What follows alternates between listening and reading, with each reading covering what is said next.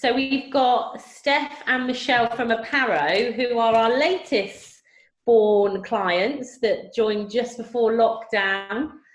So they're going to be talking about what the new normal looks like for businesses, basically, coming out of or going through lockdown. So I'll pass over to them and they can take it away. Great, thank you. So hi everyone, I hope you're all doing well. Luckily it's a nice sunny day again, so that helps. We were aware, as I just explained, that there's quite a large variety of different sorts of businesses working at Bourne Space, probably at different stages and in different industries. So we've tried to keep this quite high level and as broad as possible to add as much value to as many people as we could. So we hope something comes out of this that you can potentially take away and implement in your business. But if you did want to chat offline about something specific, then obviously please do feel free to reach out to us. I thought I'd start by just giving a brief overview of what Aparo does, because I'm assuming most of you don't know. My name is Steph, as Natalie said, and I'm the Director Consultant at Aparo. And then I'm joined today by Michelle, who's our Principal Consultant. Aparo was formed in 2015, and I started the business as a business management service. We've mainly supported executives, chairmen and high net worth private investors that had multiple business interests and needed help to manage those on their behalf. Over the years, we got more involved with supporting the businesses directly. Mainly we were supporting with operational efficiency and foundations for growth. So in August of last year, we made the decision to move to purely B2B and work with the businesses directly, supporting with efficiency and growth.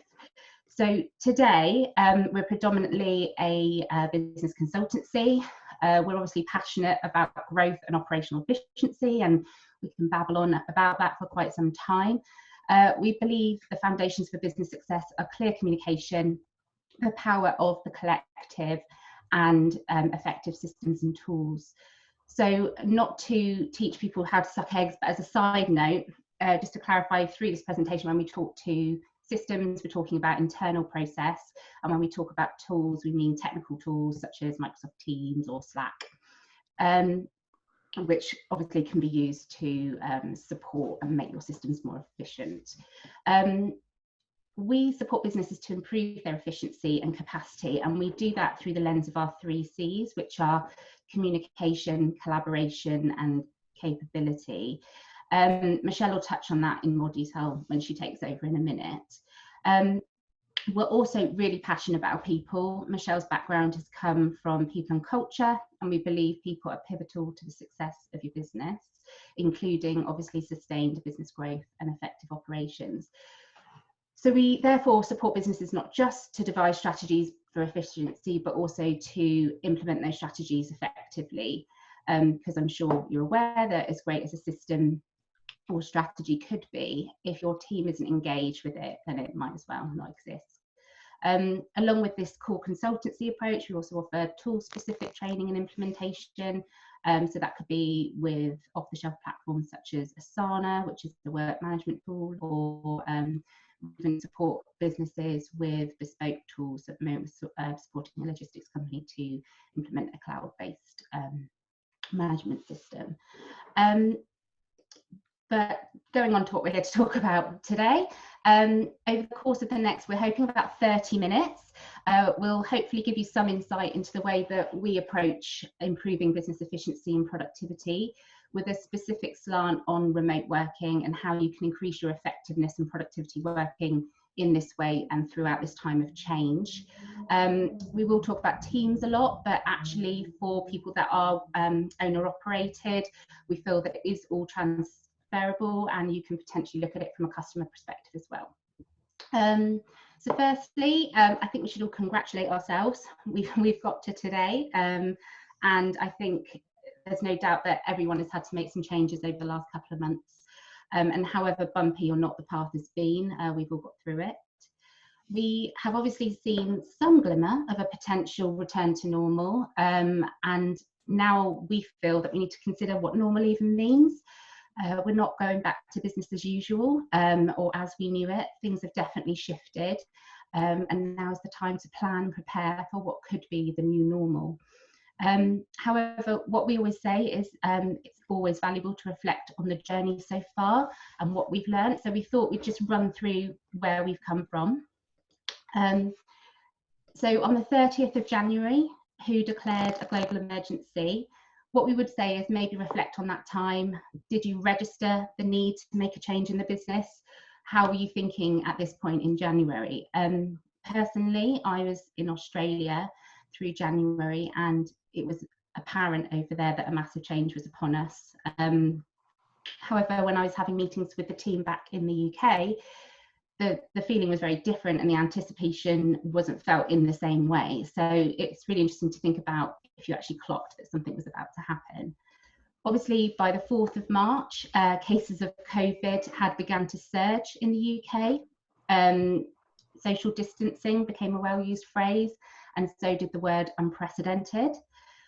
By the time it became apparent that the shift was coming, we'd seen part of lockdown in Europe, and things were really inevitable. So again, we'd urge you to ask yourself where you were here. Were you following planned measures already in place, or were you literally just reacting? By the 16th of March, Boris Johnson had urged everyone to work from home. And then by the 23rd of March, the UK went into official lockdown. And obviously that's where we've been for around 8 weeks-ish, until last Sunday, when Boris obviously put out to the world his initial steps to return to work and perhaps to a new normal. So we look over that timeline, and it's just over 14 weeks, a little under 4 months, and the face of UK business has changed. And in some ways, we think it's probably changed forever. Again, on reflection, how did you do? Potentially ask yourself some of these questions. What have you learned? Most companies, especially office space companies, required an almost immediate shift to flexible working or remote working. So how did you find that?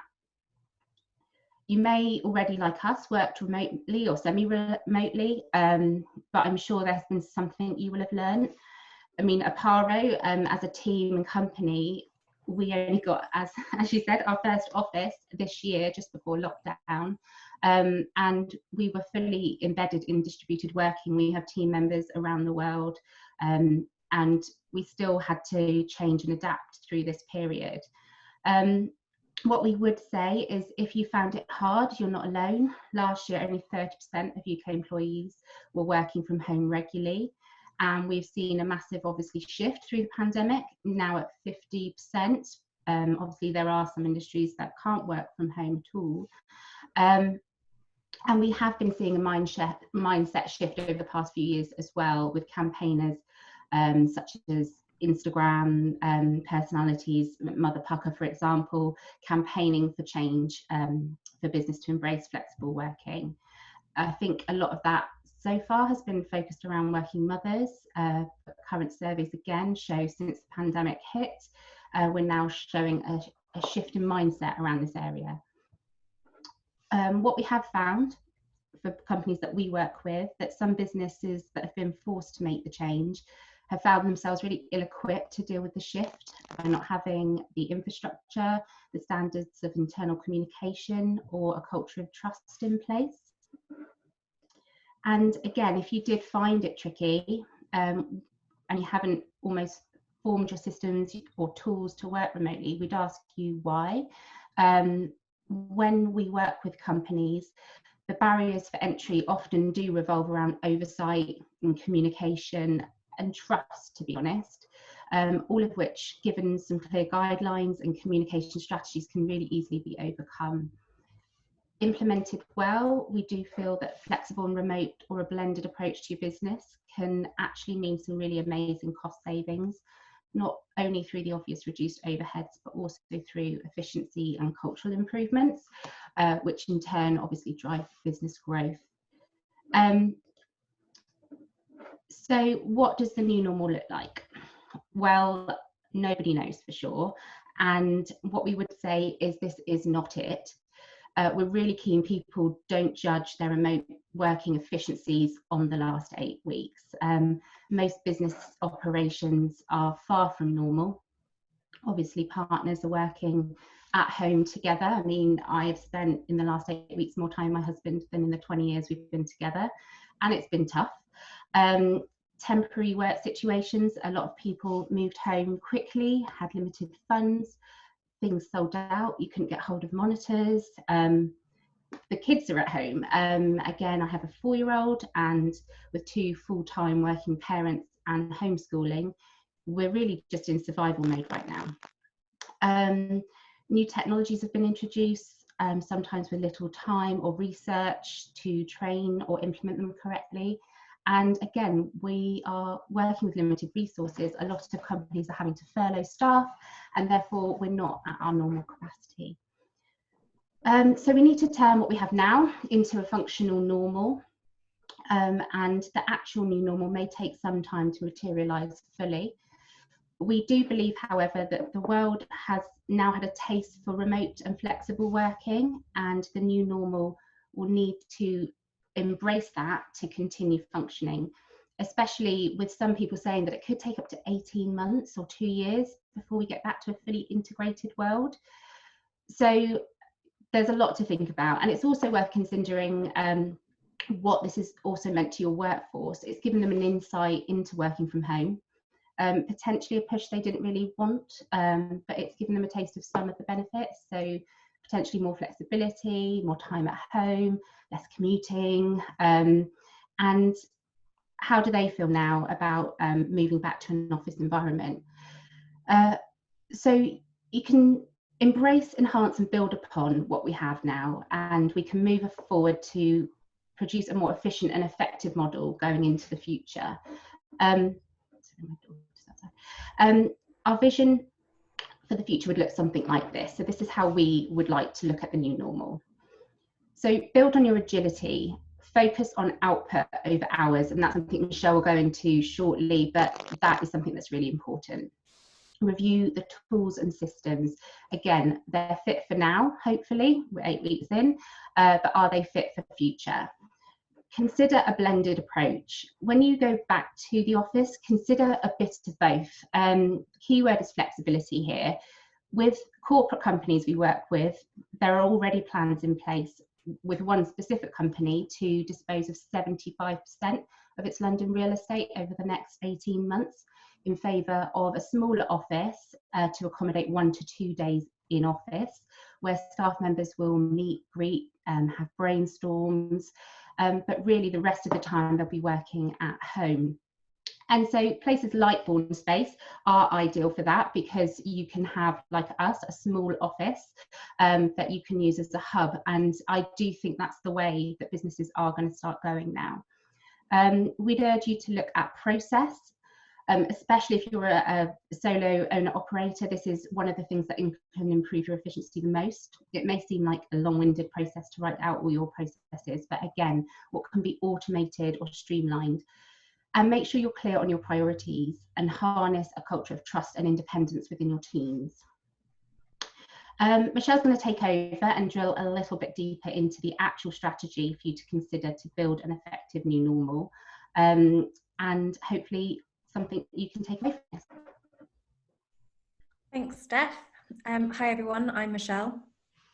So we're going to just go into what we do with businesses and just some of the key things that we think you might want to consider at this time particularly. But obviously every business that we work with is a completely different scenario, so we work with them and their needs. And it might be to build their strategy up, but on the most part, most businesses will have the strategy in place, and we will help them bring that strategy to life through their internal operations. And we work particularly with those businesses wanting to look at distributing their workforce, implementing new tools and systems, and really looking at the internal ops. So when we work with businesses, our approach always starts with an audit, and a little bit like Steph was saying earlier, that reflection. What is it that you have got in place now? What is it that has happened that hasn't worked? So we look under the hood of the organisation, and we look at the standard operating procedures. We look at the skills and the systems. We look at the automation, the integration. And we do all of that through the lens of our 3 core competencies, which I think Steph alluded to earlier, which are communication, collaboration, and capability. So we'll deep dive into some of these a bit more. We'll start with communication, and I personally think this is the first step towards everything, because you have to communicate to get across your message. And one of the reasons why humans have dominated this planet is because we're able to communicate, and how we're able to function on the most part with rules and boundaries. It gives us a direction that we need to go towards. So communication is where we start, and we obviously look at the strategy. And whatever we do, everything needs a strategy.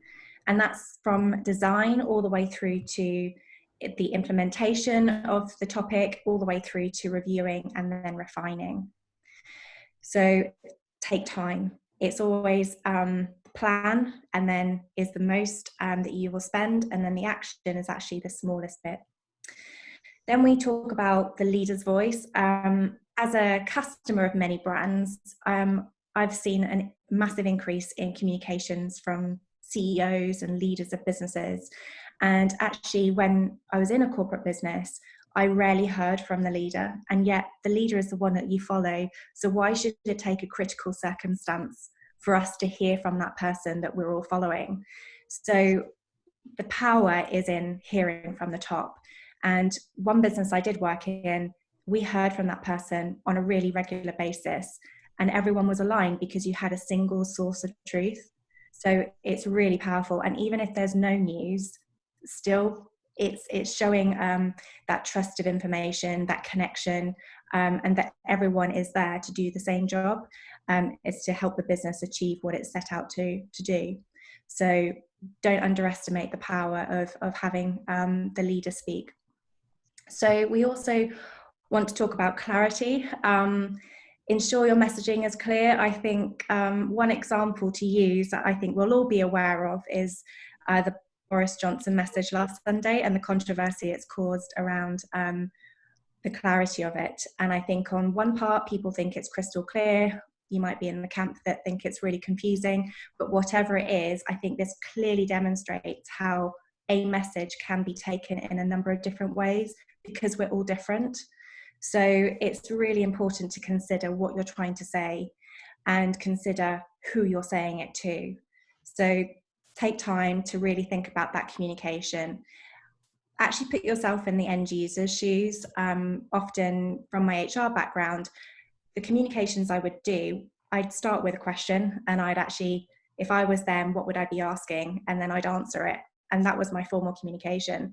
And what it did was just make it completely transparent. It becomes factual and succinct, as opposed to the nice waffle that we often want to put into communications. But actually, that sometimes is the cause of confusion. So I think that's a really good lesson for all of us to consider. And then obviously we can't get it right every time, but it's worth just taking a bit more time to get that communication right. We also talk about conventions a lot. So at Aparo, when we talk about conventions, we talk about it in the way of it's something that's usually done in a certain way. And we would always link that back to the strategy. So when we work with a business that wants to implement a system, we'll obviously identify the system and we will then plan its implementation. But before we've even started implementing it, we would also look at how that system is going to be used, because so often that element is forgotten. So the system's then implemented, it's pushed out, and we haven't considered the types of things that what we should have considered really, in terms of how that system is going to be used, what the standards are that the business wants to set. So we'll go into that, but the first thing is consistency. So a convention is looking at your communications, for example, and the consistency that they happen. If they happen frequently, we find that getting those schedules in place really helps employees and customers alike to become familiar and they'll eventually look out and make time for that communication. So it might be your weekly newsletter or your weekly management update or a project update. I think by having that schedule, it just helps us get into a flow and we won't forget things which often are quite important. Another convention, which is sort of going into that strategy piece, is setting the tone of voice. So one company we worked with was about implementing a communication tool, and we worked with them to set the tone of voice. And one of the things is that communication tools are obviously a lot more informal than email.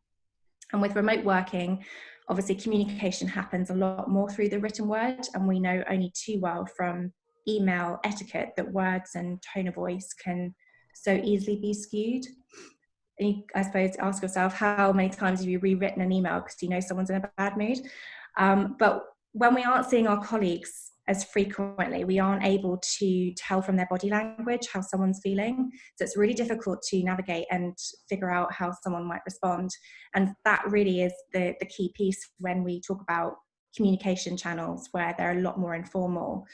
And so we implemented a tool called Slack, and what we helped them do was actually set those groups and those channels to identify the different types of communications and where they need to go. And we also set some rules around what you can and can't say, because when one might think it's banter, someone else might not. And also because they're chat rooms, the content's obviously there for, depending on your settings, could be there for anyone to see. So you might add someone into that group and then suddenly they see the history of communication and could take something in there and potentially be offended by it or not really understand it. So there's a lot of thinking around the settings of the system that more often than not actually get forgotten about. So that kind of leads us on nicely to the last convention that we'll sort of talk about, which is groups. And whatever your system or tool, it's really important to identify what groups you want, because whilst all of these tools and systems are really, really helpful, one can actually get quite lost as to where they find information. And again, particularly with remote working and communicating with people from afar, you're so reliant on the technology that's in front of you. So it's really useful to spend some time just being really clear about where things are going to be saved, on how they're going to link up with another system, because one can quite quickly become overwhelmed and confused with where to find out what they need. And the last one is business goals. So hopefully your business knows its goals, and perhaps you've had to set new ones, like we have at Aparo. We're setting new ones pretty much all the time because the world is changing so quickly. But whatever it is, the question is, have you communicated them? There's some stats I want to share with you, because there's still so many businesses who do not communicate their business objectives clearly, and that's quite alarming. And we have done some research, and 43% of employees are still not clear on what they are, and only 46% are clear on the value that they add to the business. And I think that lack of employee engagement into the business performance is actually really quite concerning. And with 71 believing that their organisation sets unrealistic deadlines, I think it's just quite a cause for concern, because in this time particularly, when a lot of our business operations are not at full throttle, when we do want to go full steam ahead, everything needs to be as slick as possible, and everyone needs to be focused on where the business is wanting to go, to enable you to either recoup any losses that you've incurred over the last few months and regain your position back to where you were before the pandemic. And you need your employees to be fully focused on that. And it might be that you eradicate, 25% of your projects, or 50% of your projects, or 75% of your projects, and you just focus on a small amount that will hopefully get you further faster. So I would always say that the business objectives should be communicated, and surprisingly, so many businesses don't. So how can we improve this? I suppose The model that we work with in Aparo is that we do have a lot of tasks are business as usual. So we know that they are attached to a business process. But there are obviously a number of other tasks which are to do with business growth, and they're to do with a project. And those projects should be aligned to a business objective, because that will enable the employee to see what value they're adding to the business performance. And if these tasks are not linked to a project, we've got to ask ourselves, well, why are we doing them? What value is that adding? By linking all your tasks to a project and to a business objective, you'll drive that engagement, and you'll also be able to report on these projects a lot more easily, because hopefully all of that content is there. You'll be able to report on it frequently, have less meetings about it, because everyone's in alignment. An additional note to that is we work with businesses who work on multiple projects and they're still not managing or tracking these easily. They use email, they use chat, they use spreadsheets, and there are actually tools out there that can really help and reduce all of that work about work. And that these tools then offer that visibility. They offer the project progress and that cost. So that is what we can help with, but it is worth just considering if that is the current setup in your business. The next lens that we look through is collaboration. This last quarter has hopefully been a great time for reflection, and hopefully we've learned more about ourselves and our businesses, whether we've had a decline or incline in activity. We will have seen our strengths and weaknesses and our ability to be agile and adapt, but maybe there were a few surprises and maybe your business wasn't as flexible as once thought, but maybe it's been really smooth and steady. But whatever situation you face, there's still improvements that can be made. And as things start to move slowly forwards again, it's probably the really good time now to double check and review all your internal operations. So that's where we start. We look internally. Businesses often say focus heavily on the product and the service, that they don't have time or they don't put as much value on looking internally. And yet those cogs are what help you deliver your product or service. So we find it quite difficult to understand why sometimes that gets so forgotten, because that could massively hinder you. But in order to collaborate well with your teams, and they're the ones that you need to be able to deliver your business operations, you need to know them really well. And I think this is a really opportune time to just connect in with team members. So do you know anything more about your team members that you didn't know before? Have you spoken with them about how they feel and how they feel the whole change process has been managed? Because you can learn so much about that. This has been a critical circumstance. The business has reacted, and by hearing what your employees actually have to say about how the business managed that change process, I think that can be really insightful, because ultimately this change process is just going to happen more frequently as businesses have to adapt continuously to a changing world. Did they get what they needed? Did the employer listen to their employees? Did they actually get what they needed? And are they feeling okay about the changes that were put in place? And actually, have you asked them what they see as the new way forwards? Twitter announced this week actually that they are saying to their employees that they can work from home permanently. Now, obviously, if they're a server maintenance job or they have to go back into the office, they're still going to be required to be in the office now and again. But on the most part, everyone can work from home. Now, we know some people that would just have been the worst thing ever, because they can't wait to go back into an office and see their friends and have that social interaction. But on another hand, that could be the best news ever.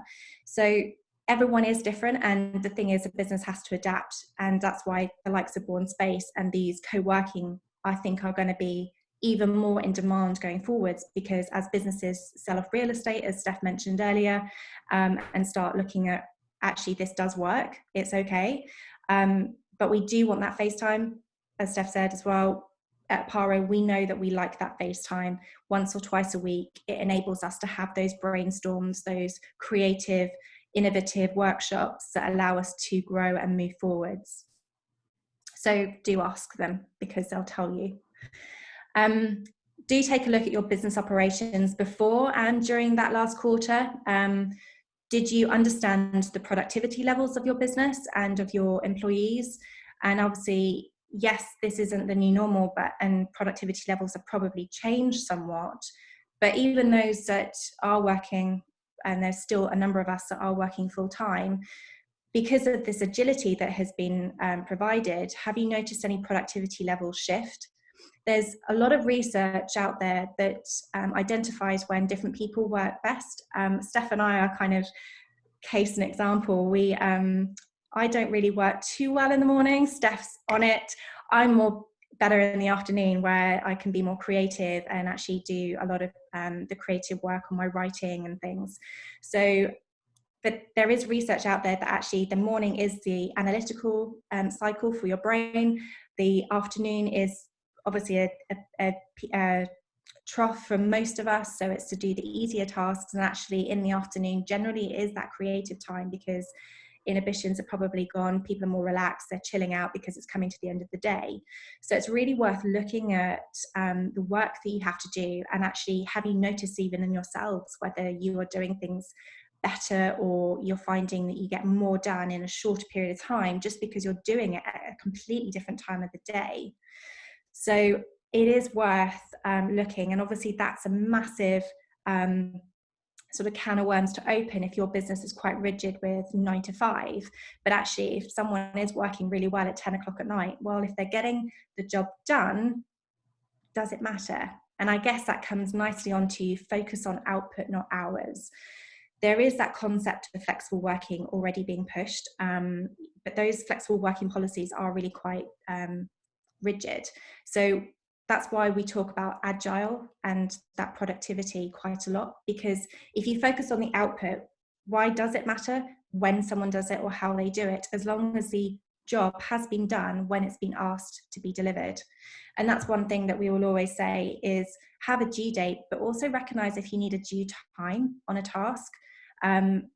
One of the things that I absolutely hate is ASAP, because what does that mean? Because my as soon as possible might be next week, because I have another list of things to do that is way more important. So actually the best thing to do is saying I need it by Friday at 10:30 in the morning. Then that clarity has been really set about when that task is due. So that might be something to consider. But definitely this output, not hours, it's, you know, moving away from businesses that are still focused on that presenteeism thing. And obviously if you do have to be there, you know, a reception job or a nurse or construction, then obviously that is that role and that doesn't work. But for a lot of us who do work in an office or have that ability to be flexible, you know, go to client meetings and then go and work away, you know, why does it matter where that work happens if it's getting done? So encourage creativity. This is a time to just take a moment to think. We have had some time, but I think we have probably all just been surviving, and now we're coming out to the other side. There are many businesses that have thrived through a downturn in economy. So actually, could your business be the next one that thrives? It is the time to be creative and to take maybe some risks, because we don't know what that future looks like. So why not be the forefront and be that leader for change? And as we've seen, you know, with Twitter, they are moving everything. They're just going for it. But if you don't take that risk, then how do you know whether it works or not? So it is a time to be creative and to have those sessions with your team members, particularly if work levels are down, then why not utilize any excess time in being more creative, being more innovative? Celebrate achievements. I think we all need to celebrate every win at the moment. And it's always been a topic for conversation in the world of people and culture, particularly in my background. But in a distributed working way, it requires more in the moment recognition for a job well done, because we don't get to see that person all the time.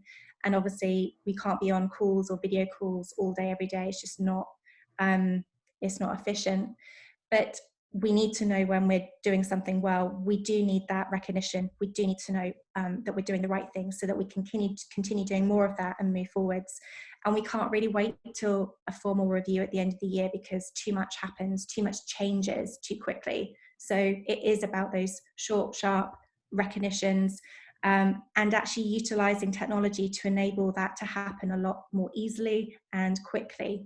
So those things are really worth considering, whether that happens within your business, because I think everyone needs a boost, and probably particularly now. And set your weekly flow. I think everyone is quite different with this, but I think it's really worth, particularly in a virtual world where we've all figured out that we need to adapt somewhat. But it is worth considering whether going forwards you find a schedule that works for you and the business. So as Steph mentioned, we do work when we can from Bourne Space. We do our 2 days there to do our workshops, and the rest of the time we work from home. But we also set Fridays to just be a development. So they're non-client days, and they're just development areas for ourselves, our business. So doing things like this webinar, and talks and chats. And it is also our creative thinking time about what we do next and planning. So we use that Friday to just reset, really. And we also find that it just enables us to have a bit of time to reflect. But when we are working from home, we do have a short daily check-in, and these are generally chats to talk through thinking as opposed to updating each other on what we're doing, because we do use a work management system within Aparo that enables us to be reactive on the projects and the tasks that we're working on, because we're just chatting against them. So we don't have to really update each other on what we're doing. And that just, again, saves time. It's, not having meetings about projects, we just use technology and then actually chat about what do we do next. Those kind of patterns and schedules also will help any distributing workforces avoid working in silo and duplication of effort, because if you find that you get a day in your week that everyone comes together, that's the time to really flesh out, who is going to do what and who's going to work with each other, and then to use technology to help that happen. We find, I think even a business that we work with, they had all the technology in place, but they weren't meeting regularly, and people were then just going off doing their own thing because they also didn't have a work management system to help them communicate about what work was on the to-do list. So it's really worth thinking about that. The last lens that we'll look at is capability. So these are capability-based strategies, and they are the resource reviews of your business. We help businesses work through that, through their organisation and updating their core capabilities, which are your standard operating procedures, your processes, your technical tools, and they're all to hopefully make your day-to-day operations more efficient and effective. But this is often an area that businesses just wish they had time to look at, but we always say by investing time, you'll make time, because you'll be easing your workload each day, and hopefully that will help business performance and obviously then profit. So the first thing we'll say is to look at your standard operating procedures. They might, as I think Steph mentioned earlier, they might feel like a to-do list, but actually these help with consistency, and without consistency, that's where we get hiccups, that's where we get issues. So we really recommend that these are in place. And also, looking at businesses who have had to furlough a lot of employees, if you find that you have to re-recruit, you might not be able to recruit the same people, you're going to have a huge amount of people to upskill again when you're back up and running. And we all know, from my background, I know that it takes a good 6 months to get someone fully effective in role. And that's sort of time that we don't really need anymore, because we've already lost time, we've lost money.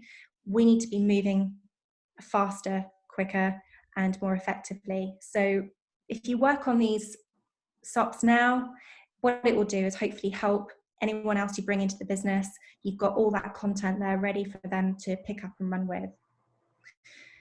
It is worth reviewing your tools. So just to say, the technical tools, it could be Microsoft Teams or Slack, or in Aparo, we use Asana. There are a number of different tools, and everyone has a different preference, and that's absolutely fine. But so often they're not used effectively, or you might have quickly had to implement something just to get you up and running, and actually there wasn't really a strategy in place, or you perhaps hadn't had time to look across the market, and there could actually be something that is much better and more efficient for you and your business. So it is worth looking at them. And also, if you have got a process that you think, actually, we could automate this, how do we do it? There's probably a system out there. There are so many which are fantastic, and there could well be a lot of noise. But if you look at what are your essentials, then what are your desirable functions, hopefully then you'll start finding the solution that's right for you.